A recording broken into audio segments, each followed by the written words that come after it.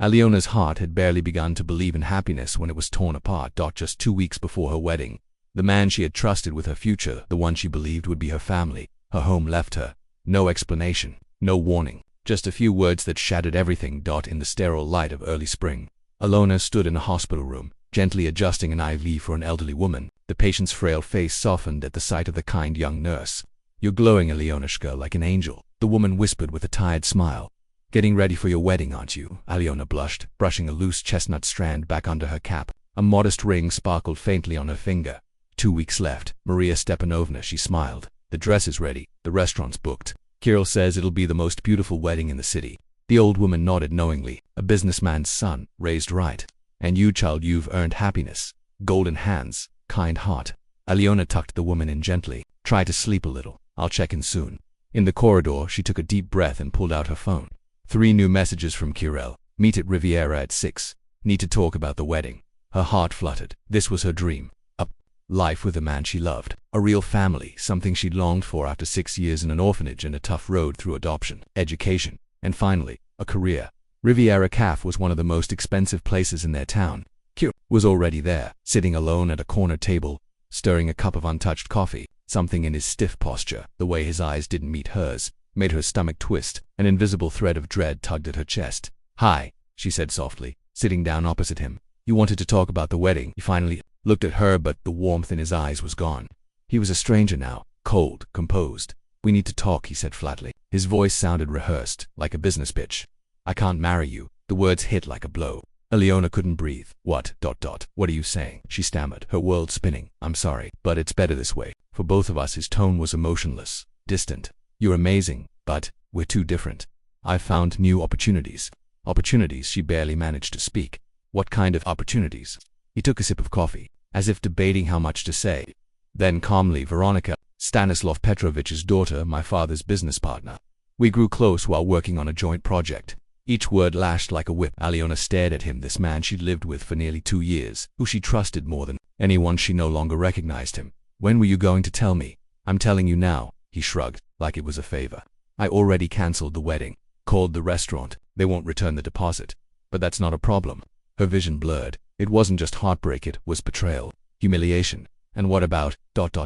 She didn't finish. He cut her off, eager to end the discomfort. "By the way, I'd like the ring back. It's a family heirloom. My grandmother would be upset if it left the family." That was it. With numb fingers, Aliona slid the ring from her hand, the one she'd shown to friends, saying with pride, "Can you believe it? This belonged to his grandmother."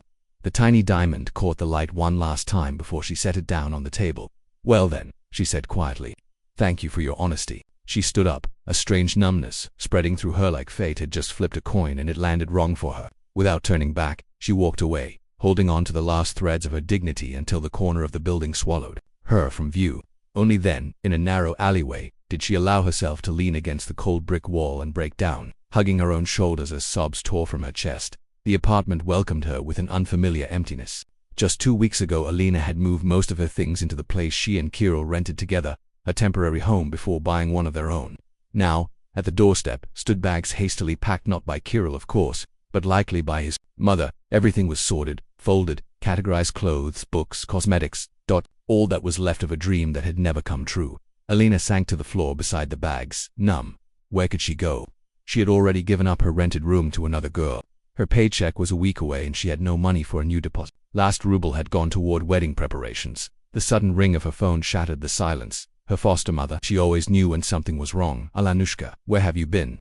"I've been calling, wanted to ask you about those shoes." Irina Nikolaevna's voice was so familiar, so warm, it broke the dam. The tears came rushing back. "Mama," was all Alina could manage, her breath catching in sobs. An hour later, she was in the cozy, slightly cramped two-room apartment on the edge of the city. Her mother brewing strong tea and wiping away tears when she thought Alina wasn't looking. She didn't press with questions. Sensing her daughter wasn't ready, "You can stay here as long as you need," she simply said, placing a cup in front of her. "And she faltered, trying to find a polite word. "Let him run back to his rich parents." That night, sleep never came. Lying on the old couch in the tiny living room, Alina kept replaying that moment in the cafe, trying to pinpoint it. When did Kirill stop loving her? Or had he ever loved her at all? Maybe she'd just been a placeholder, a passing phase. Until someone like Veronica came along, wealthy, connected, perfect on paper. She couldn't shake the look on his face calm, almost indifferent as he asked her to return the ring. Not like he was ending a relationship but canceling a business deal that no longer served him by morning. The hollow emptiness inside her had hardened into a dull ache. She felt completely lost. Where would she go? How could she keep living this new life? How would she face her colleagues at the hospital, the ones already gushing about the wedding, admiring her perfect fiancé? Olin, you holding up? Natasha, the head nurse, looked at her with concern. Just 3 days, and the radiant bride-to-be had become a pale ghost of herself. I'm fine, Alina answered robotically, adjusting the 4 drips in the treatment. Rumia, sure you are, Natasha said, shaking her head. Listen, I might have something to take your mind off all this. Alina looked up, curiosity sparking just a little. Remember Veroshka from neurology? She got hired as a private nurse for some rich guy. Well, he fired her after a week, don't ask, can't. Now he's looking for someone new. Pays 3 times more than we make here. Room and board included.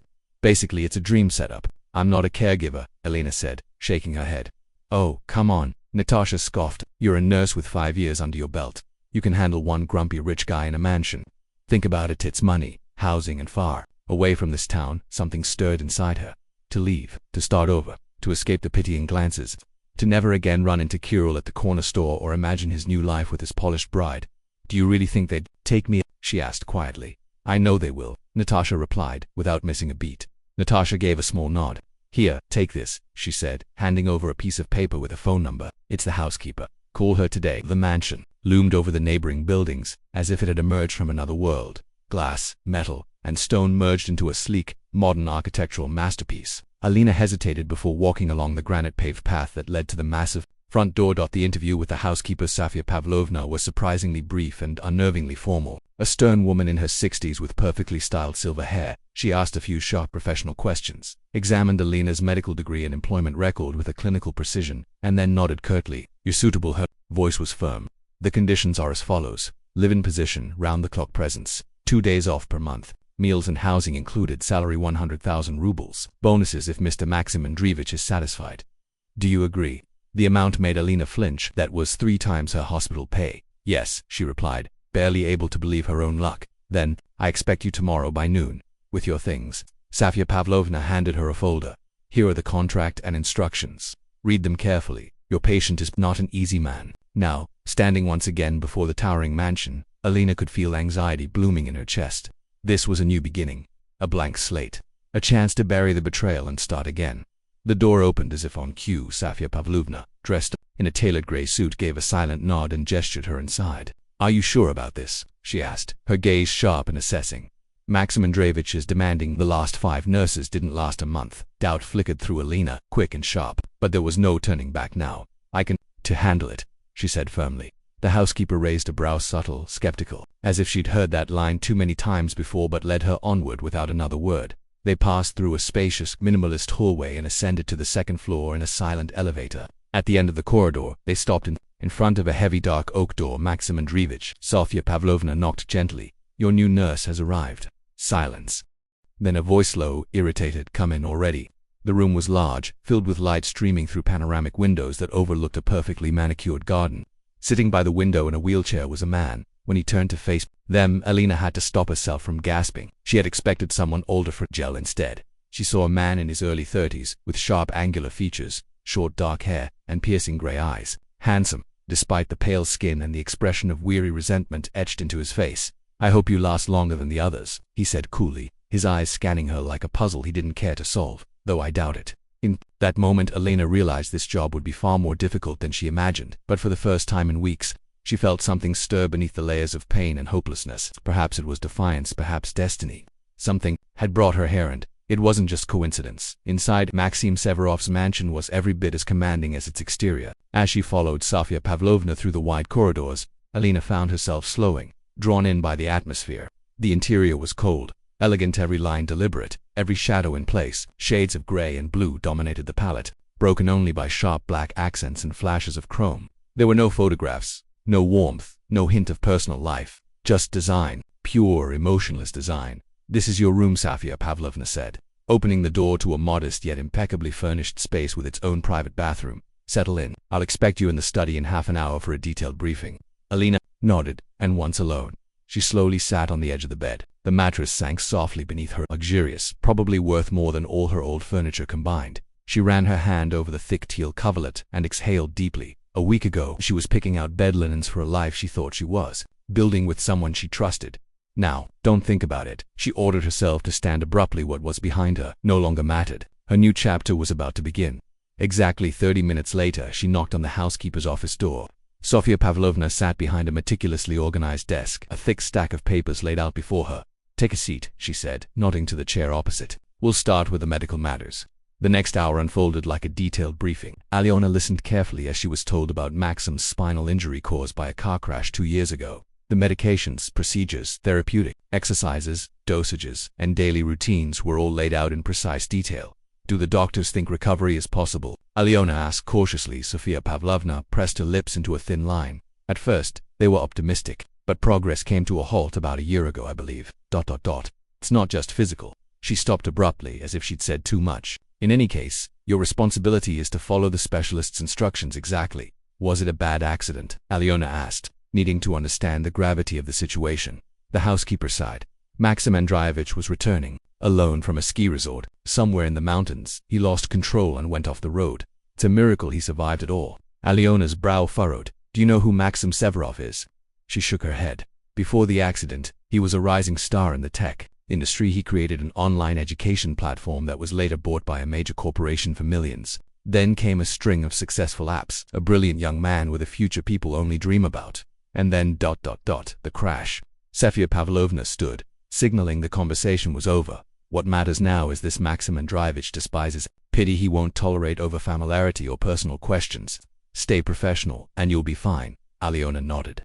Professionalism was her strength, and in just 1 hour, she would put that to the test. She knocked gently on the door to Maxim's room. "Come in," a sharp voice responded. Maxim sat in a wheelchair by the window, tablet in hand. He didn't even glance at her as she stepped inside.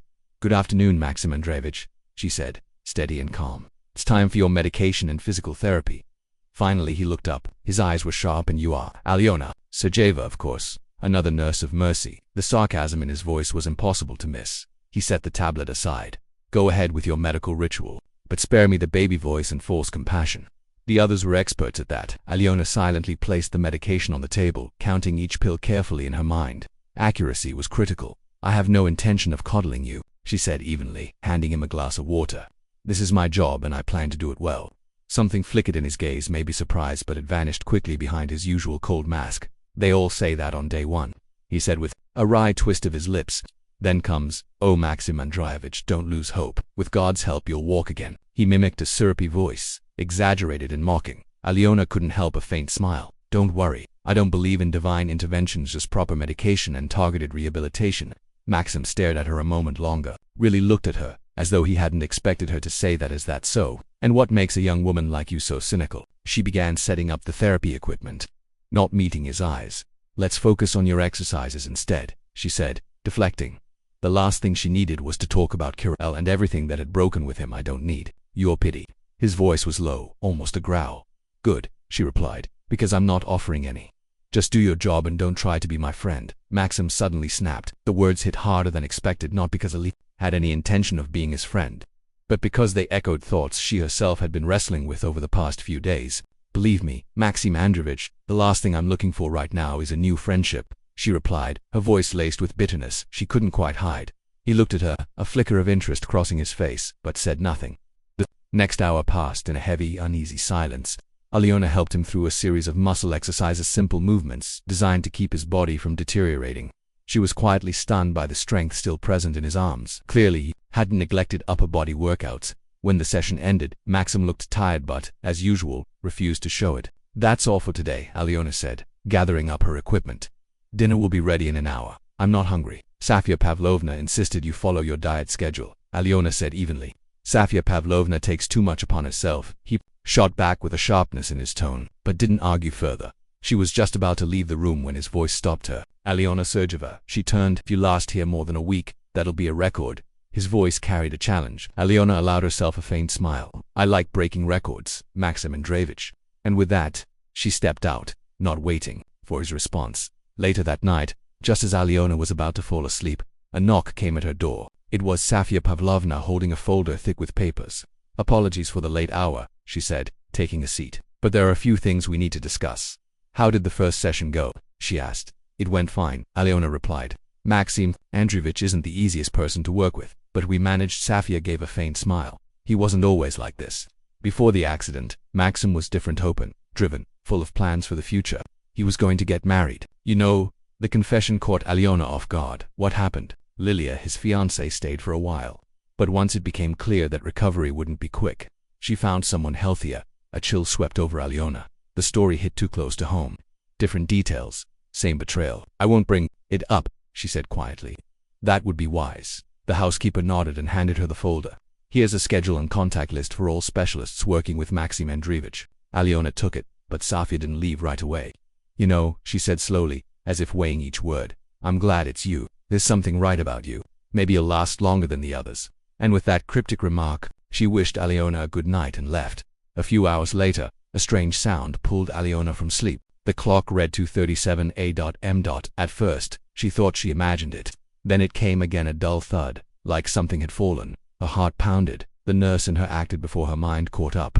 What if Maxim needed help? What if this was his way of calling for it? She slipped on her robe and stepped into the dim hallway, lit only by the faint glow of nightlights. The door to Maxim's room was slightly ajar. A warning sign. Alyona peeked in. Maxim Andreevich, she whispered. Silence. The bed was empty, his wheelchair gone. Her stomach dropped. Where could he be in his condition? She moved quickly, checking the guest room, dining area, office, nothing. Then she heard it again, muted, rhythmic, coming from the far side of the house. Following the sound, she found herself standing before a door she hadn't seen before. Carefully, she pushed it open. And froze. The room was a personal gym. Along the walls, equipment. In the center, parallel bars for rehabilitation. At the far end, by the window, stood Maxim, not sitting, standing. His hands gripped the bars, his body trembling from effort. Sweat glistened on his forehead. Slowly, painstakingly, he moved one leg forward, then the other. Alyona gasped. He turned sharply, his face twisted with rage and shame. What the hell? He hissed. Get out. She didn't move. Her trained eyes already assessed what she was seeing. He could stand. He could walk, barely painfully, but he could. This wasn't complete paralysis. This changed everything. I said get out, he barked, his voice cracking. But Alyona took a step forward. You need help? She spoke calmly, her voice steady. I need you to leave, and forget what you saw. But she stepped closer, ignoring the storm of anger in his eyes. Why are you hiding your progress? It's good news. Why pretend otherwise?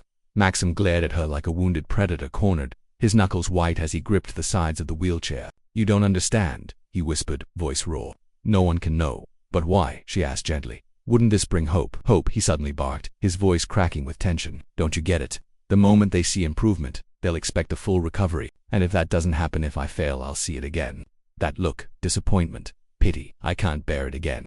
Alyona approached him as if he were a wounded animal, slow, careful, unthreatening. Maxim Andreevich, she said softly. I won't tell anyone if you don't want me to. But maybe I can help. I am a nurse.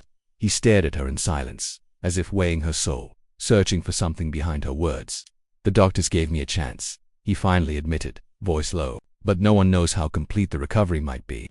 I could stay partially paralyzed for the rest of my life. And so you'd rather let everyone believe you're completely paralyzed? She asked gently. Because partial hope is worse than none at all. Exactly, he replied bitterly. False hope is crueler than no hope. I've seen how fast people give up on you the second the outcome isn't perfect. In that moment she understood he was speaking not just of fear, but of someone who had already given up on him, his fiancée, the woman who left when she realized he wouldn't recover quickly. But hiding your progress could slow your actual recovery, Alyona said carefully. With the right rehabilitation and professional support, things could move faster. Maxim exhaled and sank back into his wheelchair, drained. It was as if the fight had left him.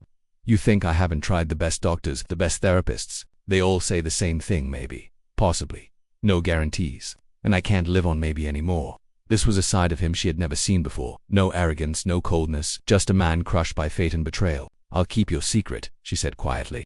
But on one condition. His brows lifted in surprise. You're giving me conditions? Yes, she said, firm. I want to help you train properly, professionally.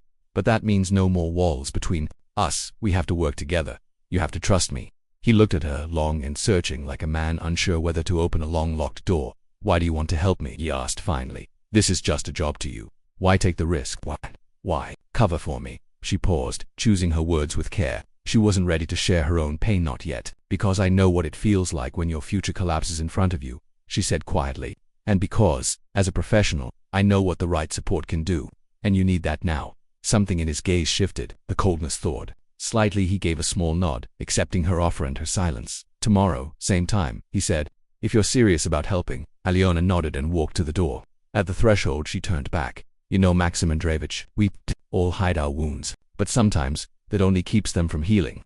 She didn't wait for an answer. She gently closed the door, leaving him alone with his thoughts, and maybe with the beginning of hope. Morning came in the severity of a state, like a whisper. Quiet Aliona awoke before her alarm, going over every detail from the night before. The secret exercises, his fury, his unexpected honesty, their pact. She didn't fully understand what she was walking into, but backing out wasn't an option. The day promised challenges when they met again in the morning. The air was thick with unspoken tension. Despite last night's fragile trust, Maxim remained distant. He let her perform the medical procedures without a word. Only once she finished did he finally speak.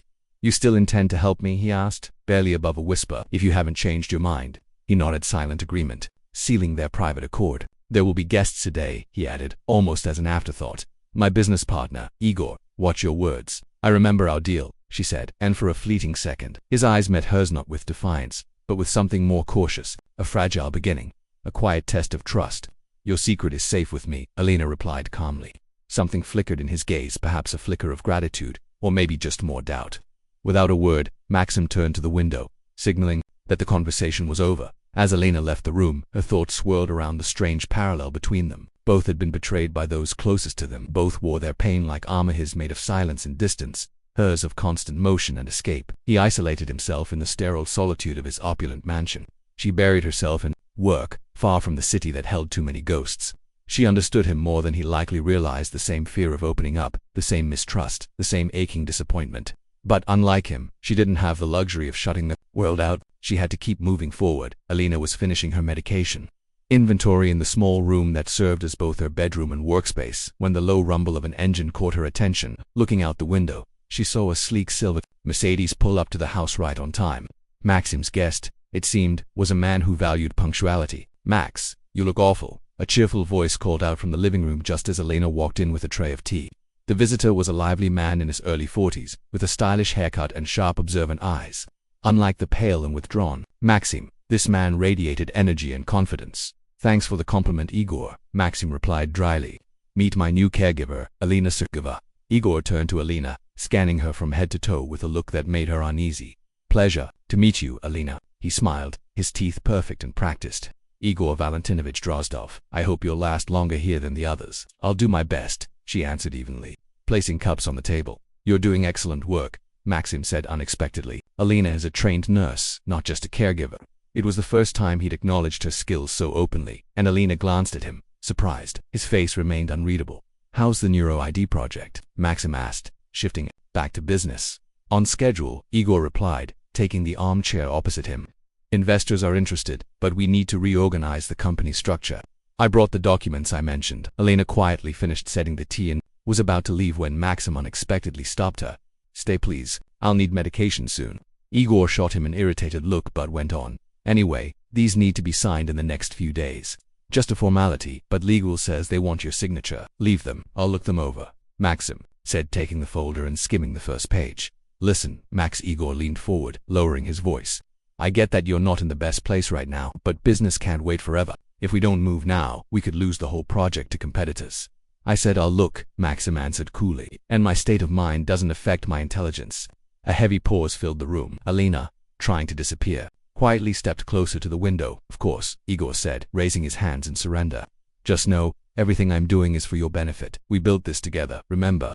The conversation softened after that, shifting toward memories and jokes. Alina was quietly amazed at how quickly Igor could swing from corporate shark to charismatic friend, even managing to coax a few faint smiles out of Maxim. When it was time for Maxim's treatment, Alina gently reminded him, and Igor rose from his seat. "I need to make a few calls," he said, stepping toward the door. "I'll be out on the veranda." As the door closed behind him, Maxim exhaled deeply, tension leaving him in one visible wave. "Exhausting, isn't it?" Alina's voice was soft as she helped him take his medication. "Is it really that bad?" "You have no idea," he replied, unexpectedly candid. "Igor is too driven, too forceful. We've worked together from the beginning. He was my first investor, my partner." Maxim paused, as if unsure whether to go on. "After the accident, he basically took over operations. I should be grateful," but he didn't finish the sentence. But Alina heard it. The hesitation in his voice, the unspoken doubt. Later that day, Alina was walking to the medical supply room to fetch fresh bandages when she caught Igor's voice coming from the veranda. He was on the phone, the door slightly ajar, unaware that his words carried clearly into the hallway. "No, he hasn't signed yet," Igor said, tension crackling in his voice. "Yes, I'm pushing, but you know how stubborn he is. We need his signature while he's still in this condition. It'll be much harder later."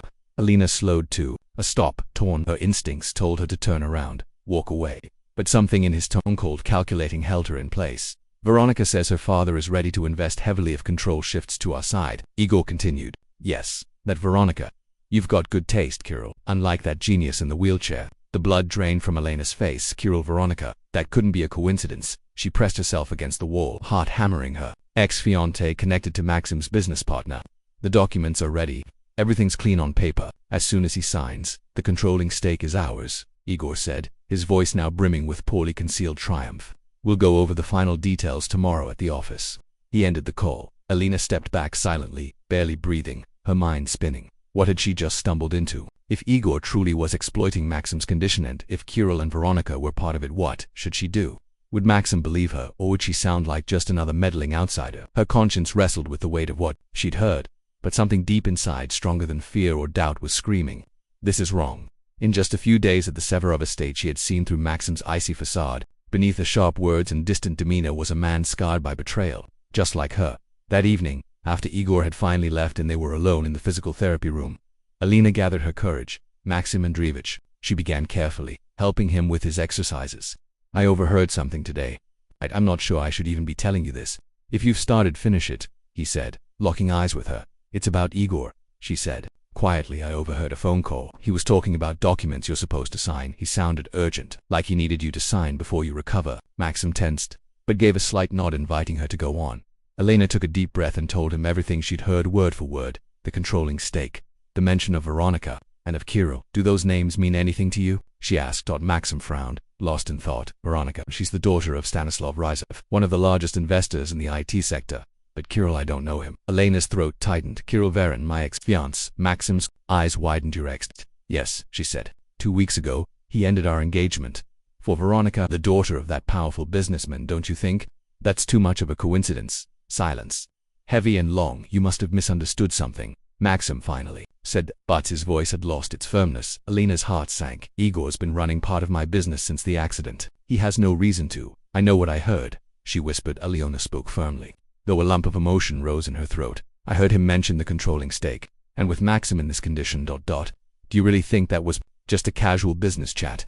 Maxim was staring past her, lost in thought. "The company does need restructuring. Igor knows what he's doing." Aliona straightened, the familiar sting of being dismissed tightening in her chest. Of course, why would Maxim Severov trust a mere caregiver? She had no proof, only bits and pieces, fragments of overheard conversations, and growing suspicion. "As you wish," she said quietly, turning to collect the therapy equipment. "Just be careful with those documents."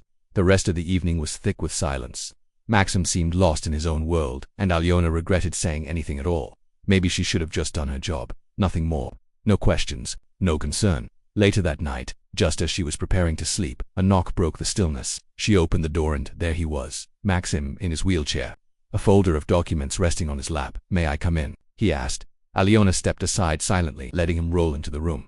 "I looked over the papers Igor gave me," he said, holding the folder open toward her. "I need a fresh perspective. You're not a lawyer, but you want an opinion from someone not tied to your business," she finished for him, accepting the folder. He gave a faint smile. "Something like that." Alyona began reading. The legal language was dense and corporate, but even with her limited knowledge, a few points stood out. There's something about transferring decision-making authority and control of the company going to a firm called Innovatic. Is that normal? Maxim shook his head. "No, not if you consider that Innovatic was founded by Igor. 3 months ago I checked." Alyona looked up surprised. "So you did believe me?" He sighed, absent-mindedly rubbing his nigh nervous habit that gave away more than his expression ever did. "Not at first," he admitted, "but your words made me take a closer look. And that's when I found the discrepancy." A bitter smile tugged at his lips. "I always thought I was a good judge of character. Turns out I was wrong twice. About the two people I trusted most, your ex-fiancé and Igor," she asked gently. He nodded, and in his eyes Alyona saw a pain that mirrored her own, the same hollow ache left behind by betrayal. And somehow, in that quiet recognition, a thread was woven between them. Not spoken, but real.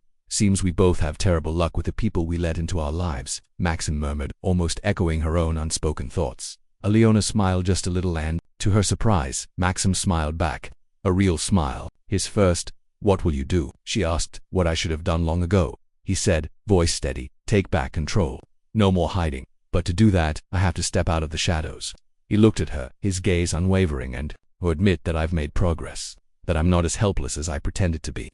Aliona felt an unexpected surge of pride for a man she had once seen as just another difficult patient. I'll help you, she said softly. With whatever you need. He stared at her for a long moment, like he was searching her face for something deeper. Why? He asked quietly. Why are you helping me? This goes way beyond your duties. She hesitated. Why was she doing this? Was it professional responsibility, a shared wound, or something else entirely, something she wasn't ready to name? Because no one deserves to be betrayed twice, she replied. That night, they spoke for hours, whispering strategies, building a quiet alliance, piecing together a plan to stop whatever Igor had in motion. And for the first time in so long, Alina felt a sense of purpose, not just an escape from the past, but a step towards something real, something that mattered. But come morning, the warmth of that connection had cooled. Over breakfast, Maxim barely looked at her. His answers were clipped, his demeanor withdrawn. He locked himself in his office early, claiming he had work to do. Alina tried not to take it personally. He was a businessman with serious problems, her patient, that's all. But deep down, a tiny shard of disappointment lodged itself inside her. She had started to believe there was something more between them, something like trust. Left alone in the drawing room, she tapped her fingers anxiously on the table. The unease wouldn't let her go. If Igor was planning something, if he truly wanted to strip Maxim of control, suspicion wasn't enough. She needed proof. I have to do something, she whispered to herself. She made her decision. It was a risk, a serious one. Maxim might see her actions as a violation of his privacy. But what if she was right? What if he really was in danger? Alona moved soundlessly up the stairs. Maxim's office was empty. It looked like he had gone to rest in his bedroom. This was her chance. Her heartbeat thundered so loudly she was sure it could be heard. Throughout the house, she slipped into the office, closing the door behind her without a sound. The room was lavish dark wood furniture, a glass-topped desk, the epitome of masculine elegance. On the table lay neatly stacked papers, including the folder Igor had brought earlier. She moved cautiously, flipping through the documents without disturbing their order. Most of the papers were crammed with legal language she barely understood, but one folder tucked away in the desk drawer caught her eye. On the first page, an agreement for the transfer of intellectual property rights. Aliona scanned it quickly, and her breath caught. It was a deal, transferring the controlling shares of Severov Technologies to a firm called Rizov Investments. In the recipient section, Stanislav Rizov, the father of that Veronica. There it was. Her thoughts raced. A storm of moral conflict surged inside her. She was violating Maxim's trust, digging through his personal files. But if she didn't act now, he could lose everything he'd ever built. With trembling hands, she pulled out her phone and took a few discreet photos of the most critical pages, then carefully returned everything to its place meticulously, exactly as it had been. Stepping out of the office, she closed the door and leaned back against the wall, trying to steady her breath. What she'd just done could cost her her job, maybe worse. The fragile trust that was starting to form between her and Maxim. But she had no choice. Later that afternoon, Safia Pavlovna summoned her. We're running low on some medications, she said, handing Aliona a small list. The driver will take you. You can go now. Aliona nodded, silently grateful for the excuse to get out of that house. Some fresh air, a new setting. Maybe then her mind would settle. The pharmacy was in a high-end shopping center on the edge of town. Even on a weekday, it bustled with shoppers. She had nearly finished when a familiar voice cut through the crowd. Of course, Daddy will handle everything. With the right connections at the ministry, nothing's impossible.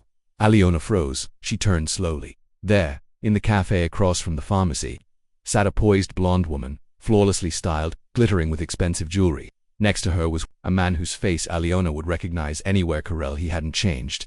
Same charming smile, same smooth posture.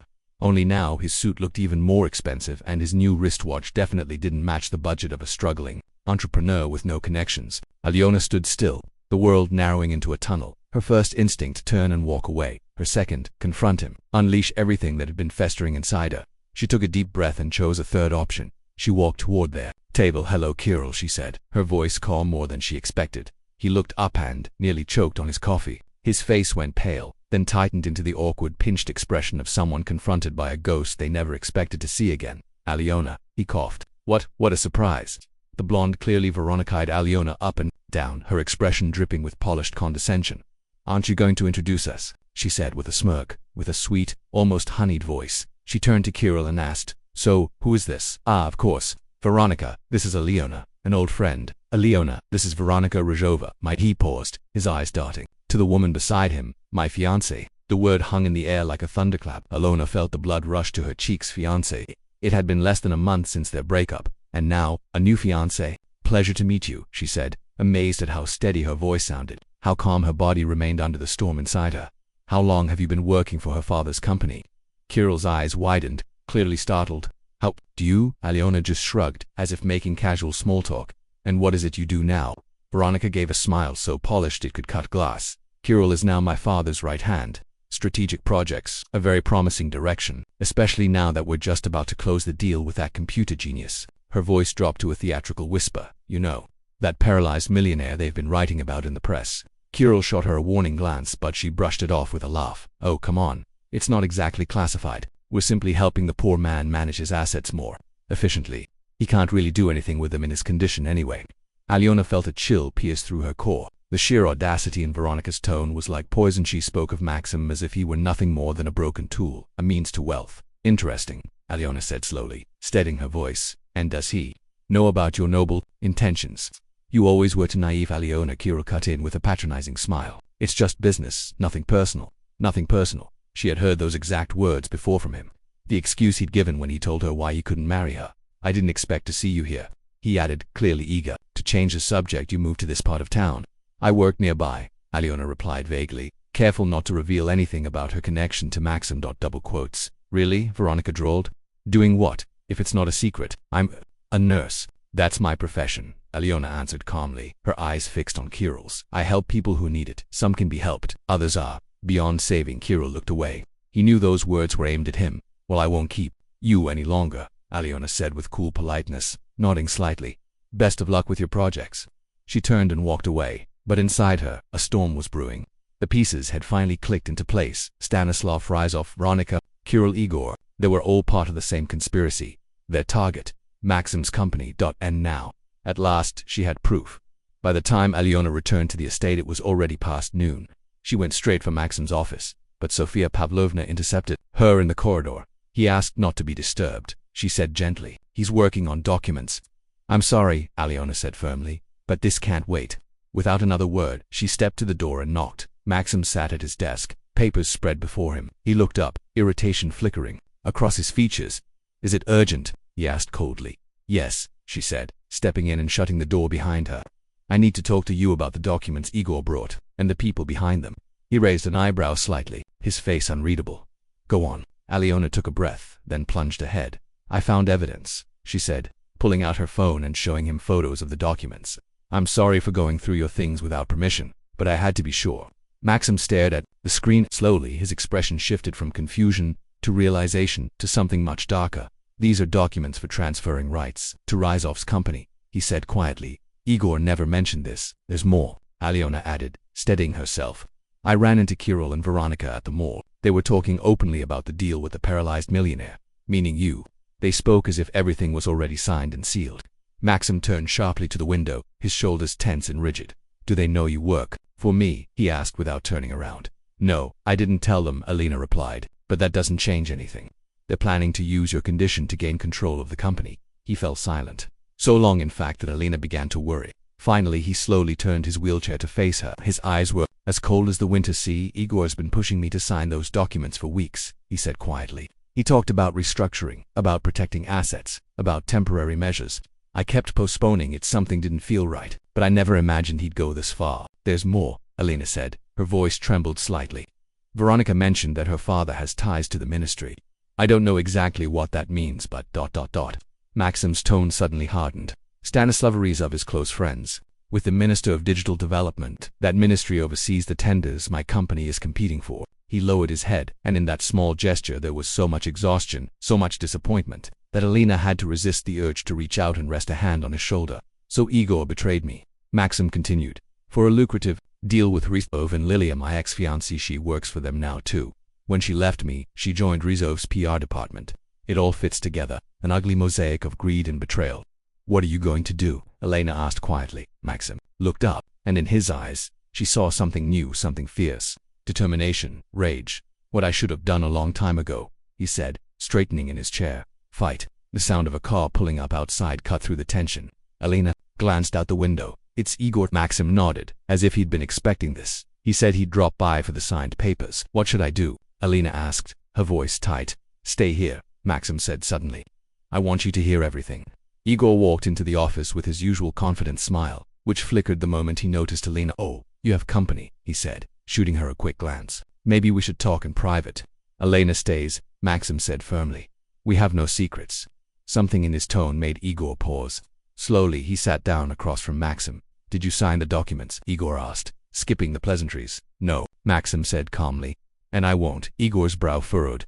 Why not? We discussed this. It's a necessary step. A step toward what? Maxim interrupted. Toward handing over control of the company to so you two can split it while I'm in this state. Igor's expression shifted. His smile vanished. His eyes narrowed. Where did you? He suddenly turned to Alina. You told him. She held his gaze, steady and unwavering. I just said what I saw and heard. Igor let out a short laugh, but it held no humor. And you believed her? He scoffed. A caregiver you've known for a week. Over a friend who helped you build this company. It's not about what she said, Maxim replied evenly. It's about the documents. About the pressure. About the lies. Igor tensed. His confidence was starting to crack. It's just a business move, he said, trying to recover. Rizov could give the company a boost, new opportunities. Stop lying to me. Maxim's voice was ice. I know about the deal with the ministry, about Veronica and her new fiancé. I know everything. Fear flashed briefly in Igor's eyes, but he quickly masked it. His gaze hardened. The mask of friendship fell away completely. You have no idea who you're going up against, he said coldly. Then he turned his glare to Alina and he spat the word. You think it's a coincidence you ended up here after your breakup with Kirill. You don't even have real qualifications. A chill ran down Alina's spine. What did he mean by that? What are you talking about? Maxim demanded sharply. Igor let out a cold, contemptuous smirk. It was Rizov who found her. After Kirill dumped her for Veronica, they needed someone close. Someone who could keep an eye on you from the inside. Someone hurt, vulnerable. She was perfect. A naive girl who thought she just happened to get this job. Aliona froze, her world tilted. Could it be? Was all of this orchestrated? Even her being here, was it part of someone's twisted plan? But before she could utter a word, Maxim laughed suddenly and bitterly. Nice try, Igor. Just one problem. Aliona came here on the recommendation of a trusted colleague from the hospital. Sofia Pavlovna personally verified every document, and I've tracked every move she's made since I first suspected foul play in this company. He turned to Alina, locking eyes with her. I didn't believe your warnings about Igor at first, because I didn't trust anyone. Not after what happened with Lilia, but your actions. They've spoken louder than words. Igor shot to his feet, rage distorting his face. This isn't over. Severov, he hissed. I've got proof evidence of your incompetence. Let's see who the investors believe. A paralyzed recluse, or the man who's been running the company all this time. He stormed toward the door, then turned sharply, his stare laced with venom. And you, he spat at Aliona. You'll regret meddling where you don't belong. The door slammed shut, and silence settled over the office like a heavy fog. Ali stood still, shaken by Igor's accusations, by Maxim's unexpected defense. You investigated me, she finally whispered. Of course, Maxim replied calmly. I investigate everyone who steps into my home, especially after Lilia's betrayal, and my growing suspicions about Igor. His honesty was disarming. Aliona slowly sank into the chair opposite him. And what did your investigation reveal? She asked quietly, unsure if she wanted to hear the answer. That you are exactly who you say you are. He gave a faint smile. A nurse with an impeccable record, devoted to her work, and as it turns out, observant and brave. Warmth bloomed in her chest, melting away the chill of doubt. But it was short-lived because Igor wasn't the kind of man to back down. This is war now, Maxim said simply. A corporate war. For what's rightfully mine, and I intend to win. He reached for the phone. There's a lot we need to plan, but first I need to speak to my lawyer. As he dialed, Aliona noticed his hands, trembling not with fear, but with fierce determination. Before her stood a man who was ready to fight for his life, for his legacy, and she realized she was ready to dart to stand by his side, not just as a caregiver, but as an ally, a friend, or maybe something more, something she wasn't quite ready to name. Outside, rain began to fall. Heavy drops struck the window like the beating of war drums. In the days that followed, the Severov estate transformed into a command center. Maxim, like a general preparing for battle, rarely left his study. Lawyers in sharp suits came and went. Corporate law experts, former colleagues who had remained loyal. His voice echoed through the halls, clear, commanding. Gone was the weariness. In its place, purpose, energy, life. Even physically he looked different. Straighter posture, steady gaze, stronger steps. He now practiced his rehab exercises with Aliona daily, no longer hiding his struggle or progress. Do you think, he asked one day, pausing mid-step, eyes on hers. I'll be able to walk across the entire boardroom on my own. Have you ever thought about what comes next? He asked one evening, as they wrapped up another intense training session. Aliona looked at him thoughtfully. Over the past few days, they had begun speaking informally without even noticing. The bond they had formed, rooted in their shared fight against betrayal, felt natural, almost inevitable. With the cane, she answered firmly, without hesitation. Without it, maybe, but it's not worth the risk. Maxim smiled, and now, he smiled more often than before. I want Igor and Rizov to see me on my own 2 feet. When I take back what they tried to steal. The plan they'd crafted with the legal team was bold, maybe even reckless, but it was possible. Maxim had scheduled an emergency board meeting, one that included shareholders and directors. Everyone was informed, everyone but Igor. He had gathered evidence of the scheme, reviewed every suspicious contract signed during his absence, and even found employees willing to testify about Igor's actions. This is our only shot, he said, laying the documents out on the table. If we lose, Igor and Rizov will tear the company apart, piece by piece. Aliona leaned in, studying the papers, trying to grasp the legal complexity, even though no one expected her to. But she needed to feel useful more than just a nurse at his side. You don't have to dive into this, Maxim said gently. Watching her, she looked up at him. I want to help. He held her gaze for several seconds, something unspoken passing between them. Then he said quietly, you already have. More than anyone ever has, if it weren't for you. She felt warmth flood her cheeks. Turning away quickly, she pretended to refocus on the papers. You would have figured it out eventually, maybe, he agreed, but it would have been too late. Their hands rested just inches apart on the table. Aliona froze as his fingers slowly moved closer, brushing against hers softly, delicately, a touch so light it felt like a spark running straight through her. Thank you, he said simply, and, in that single word, he said more than any speech ever could. The decisive day came 1 week after the final fallout with Igor. The morning sun shone brightly, as if even the sky had chosen to stand with them. Aliona was helping Maxim prepare, noticeably more anxious than he was. Are you sure you can do this? She asked as he practiced his final steps in the living room, cane in hand. Absolutely, Maxim replied, his tone unwavering. I need us to walk in and reach my seat, that's it. Then I can sit. He wore a tailored navy blue suit, sharp and dignified. Somehow, Safia Pavlovna had managed to find a high-end tailor willing to make a home visit in record time. A precise knot in his tie, platinum cufflinks, a sleek watch. Maxim Severov no longer looked like a recluse recovering from trauma. He looked like the powerful businessman he had once been and was about to be again. I'll be right beside you, Aliona said, adjusting his tie with graceful, practiced hands. He placed his hand over hers. I know if you weren't, I wouldn't be going. Their eyes met, and in that moment, the world faded away. Nothing remained but that quiet, unspoken exchange, something too deep, too fragile to put into words. Sofia's voice broke the silence. The car's ready. Maxim Andreevich. The drive to the headquarters took about 40 minutes. Aliona sat beside him in the back seat, watching the city blur past. Skyscrapers rose like monuments to power and ambition, but one tower stood out, a glass monolith, tall and commanding. Severov Technologies had loomed into view, as if it had grown out of the asphalt itself. I haven't set foot here in 2 years, he murmured. Quietly, murmured Maxim, his eyes locked on the company's logo. Since that very day, Aliona had never let go of his hand, her silent support unwavering. He gave her a grateful nod and straightened in his seat, gathering himself for what was to come. The moment Maxim Severov stepped into the lobby of his own company, it was like a bomb had gone off. People froze mid-step. Whispers raced through the halls like a rising tide. Many hadn't seen the company's founder since the accident. Some of the newer employees had only ever known him from photographs. But it wasn't just his sudden appearance that sent shockwaves, it was the way he walked, slowly, leaning on a sleek cane but with a quiet resolve. Alone, without assistance, Aliona was beside him, ready to catch him if needed, but she didn't touch him. She knew how deeply he needed this moment of independence. Upstairs, in the spacious boardroom, the board of directors was already assembled. Igor sat at the head of the table in the chair that rightfully belonged to Maxim. Next to him sat Stanislav Rizov, a heavyset man with a commanding face that exuded power and influence.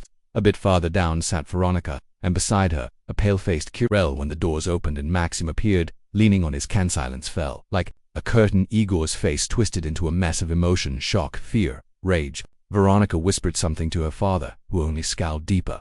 Kirill stared wide-eyed, clearly stunned to see his former fiancée alongside a man whose name alone echoed across the business world.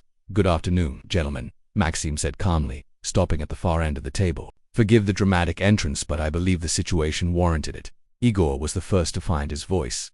Maxim, what a surprise. We didn't expect you to be able to walk, or to be informed of what's been happening. Maxim replied coolly, or perhaps bold enough to show up. Without waiting for a response, he moved closer and sat down directly across from Igor. Alyona stood quietly behind him, aware of the stunned stares. For those who don't know, Maxim nodded toward her. This is Alyona Sergeva, the medical specialist who oversaw my rehabilitation and the person who helped open my eyes to several delicate matters. Igor flushed red but said nothing. If you came here to talk business, he said stiffly, perhaps we should do it in a more professional setting, without outsiders. There are no outsiders here, Maxim said sharply, only parties with a vested interest. He looked around the room, eyes narrowing. I called this meeting to clarify some developments that some of you may not fully understand. From inside his jacket, he pulled several sheets of paper and placed them on the table. In the 2 years I spent recovering from the accident, a number of changes took place within this company. Some were positive, others, he locked eyes with Igor, raised serious concerns. Then, methodically, Maxim laid out the facts: questionable contracts, unjustified expenses, baffling personnel decisions. With each revelation, Igor's expression grew darker, while the rest of the board grew increasingly uneasy. And then came the final blow. Maxim produced another document.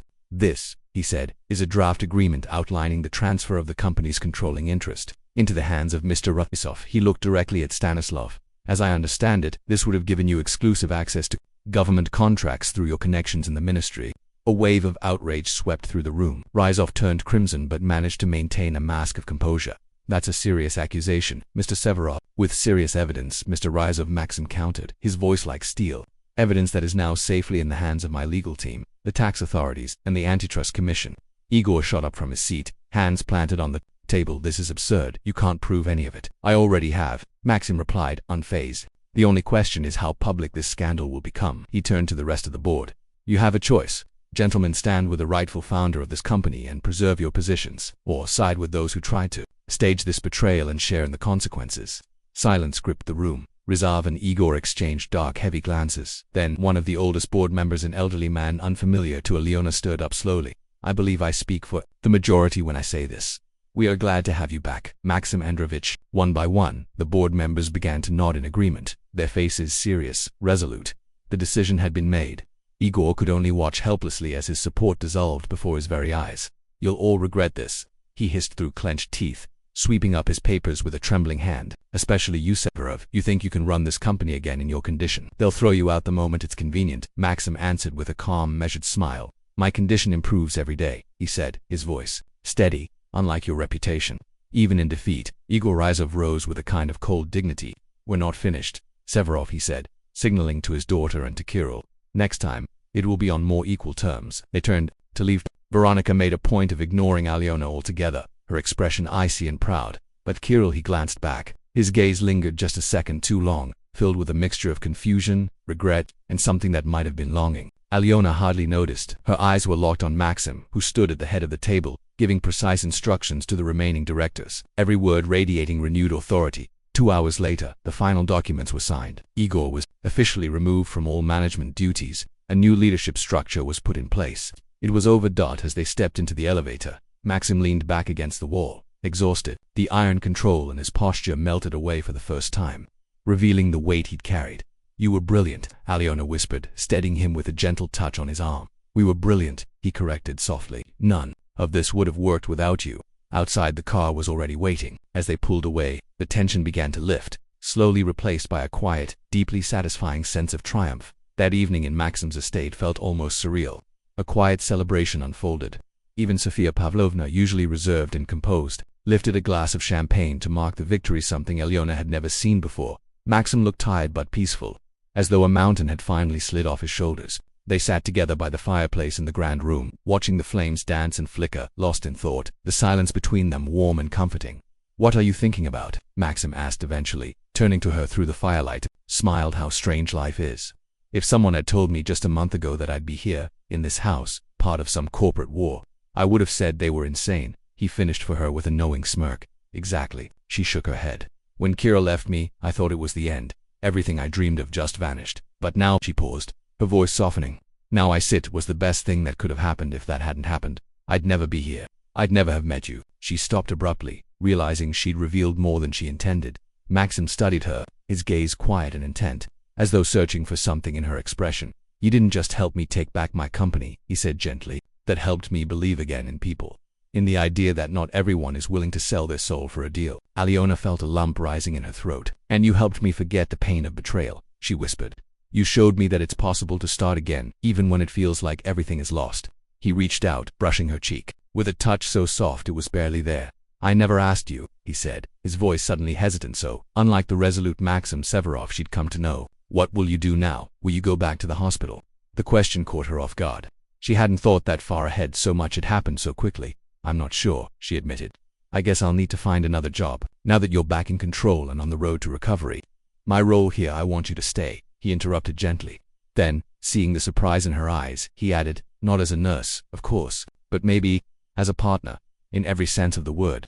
Aliona's heart skipped a beat. She stared at him, not entirely sure she'd heard him right. Maxim was all she managed to say. He took her hand in his firm but tender. I know, it's sudden, and maybe a little crazy, but if these last few weeks have taught me anything, it's that life is too short to waste on fear. Sometimes the most unexpected encounters are the ones that change everything. His openness, his vulnerability, shook something deep inside her a month ago. She would have called this moment impossible, but hadn't her whole life been made of impossible twists?